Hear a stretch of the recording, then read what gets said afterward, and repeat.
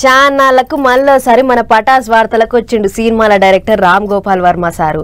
అప్పుడెప్పుడో 4-5 నెలల కింద ఏపీలో ఓట్ల ముంగట మాట్లాడుకున్నాం సార్ ముచ్చట. అప్పటి సంధి ఇక వార్తలకే రాలేదు గాని సార్ మళ్ళోసారి వార్తలకు ఎక్కిండు.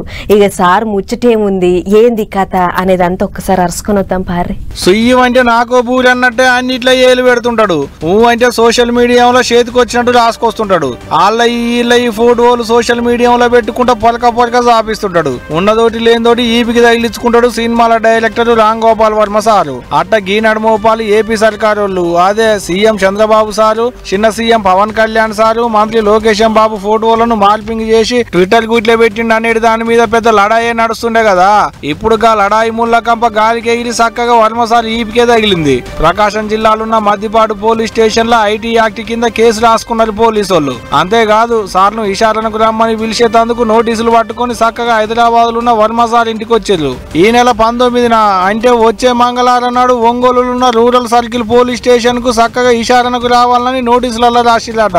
ఇక ఇదిట్టుంటే ఇటు సర్కారుల ఫోటోలను మార్పింగ్ చేసి సోషల్ మీడియాలో పెట్టిండు. నలుగుట్లే నాదాన చేసిండని మద్దిపాడు మండలం సైకిల్ పార్టీ పేపర్ రామలింగం అనేట ఆయన వర్మ సార్ మీద పోలీసు వాళ్లకు ఫిర్యాదయిందట.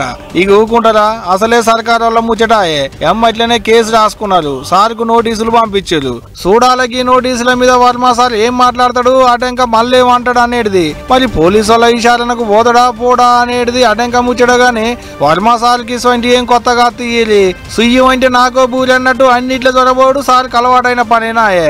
ఏమో తీయలికి పెద్దోళ్ళ ముచ్చట్లన్నీ మనకెందుకు గానీ ఏమైతుంది పంచాయతీ అనేది 19వ తారీఖు వస్తే గానీ ఎవరికి తెలియదు.